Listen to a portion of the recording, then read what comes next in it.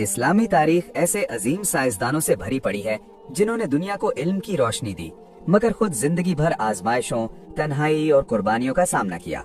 उन्हीं में एक नाम इब्न हैसम का है, जिन्हें आज जदीद दुनिया ऑप्टिक्स यानी इल्म बसरियात का बानी मानती है। इब्न हैसम 965 ईस्वी में बसरा यानी इराक में पैदा हुए। वो बचपन से ही गैर मामूली जहानत रखते थे। रातों को चराग की मध्यम रोशनी में बैठकर कायनात, रोशनी, आंख और नजर के बारे में सोचना उनका मामूल था। मगर उनका इल्म सिर्फ किताबी नहीं था, वो हर बात को तजर्बे से साबित करना चाहते थे, जो उस दौर में एक इनकलाबी सोच थी। दरियाए नील का ख्वाब। उनकी शोहरत मिस्र तक पहुंच गई। फातिमी खलीफा अल हाकिम बामरुल्लाह ने जब सुना कि एक मुसलमान साइंसदान दरियाए नील को काबू में करने का मंसूबा रखता है, तो उसे फौरन काहिरा बुलाया गया।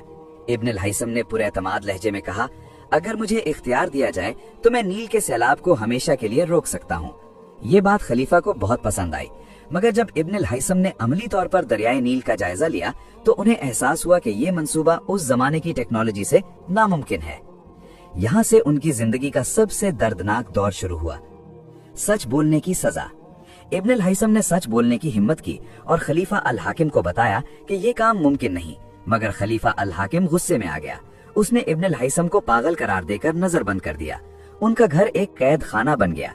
एक ऐसा शख्स जो दिन रात इल्म बांटना चाहता था, अब तन्हाई, खामोशी और खौफ में कैद था। कैद में इल्म की रोशनी। ये वो लम्हा था जहाँ अक्सर लोग टूट जाते, मगर इब्न हैसम ने कैद को अपना उस्ताद बना लिया। उनके पास ना शागिर्द थे, ना इज्जत, ना आजादी, मगर उनके पास सब्र और कलम था। इसी कैद के दौरान उन्होंने वो अजीम किताब लिखी, किताबुल मनाजिर। ये किताब बाद में यूरोप की यूनिवर्सिटियों में सदियों तक पढ़ाई गई। इसी किताब की बुनियाद पर बाद में कैमरा इजाद हुआ, आंख के काम को समझा गया, रोशनी के कवानीन दरियाफ्त हुए। मगर अफसोस, जिस वक्त यूरोप उनके इल्म से फायदा उठा रहा था, इब्न हैसम खुद एक खामोश कैदी थे। तन्हाई का दर्द। रात के वक्त वो चराग के पास बैठते, कागज पर तजर्बे लिखते और आसमान को देखकर कहते, ए अल्लाह, अगर ये इल्म तेरे काम आए तो मेरी कैद कबूल है। उनकी आंखों में आंसू थे, मगर दिल में शिकवा नहीं था। वो जानते थे कि इल्म का फल अक्सर बाद की नस्लें खाती हैं। आजादी मगर गुमनामी। खलीफा की वफात के बाद इब्न हैसम आजाद तो हो गए, मगर जिंदगी का कीमती हिस्सा कैद में गुजर चुका था। न किसी ने माफी मांगी, न उनकी कुर्बानी को सराहा। आज मगरिबी किताबों में उन्हें अल हज़न के नाम से याद किया जाता है, मगर अक्सर लोग नहीं जानते कि वो एक मुसलमान, सजदों वाला, सब्र करने वाला आलिम था।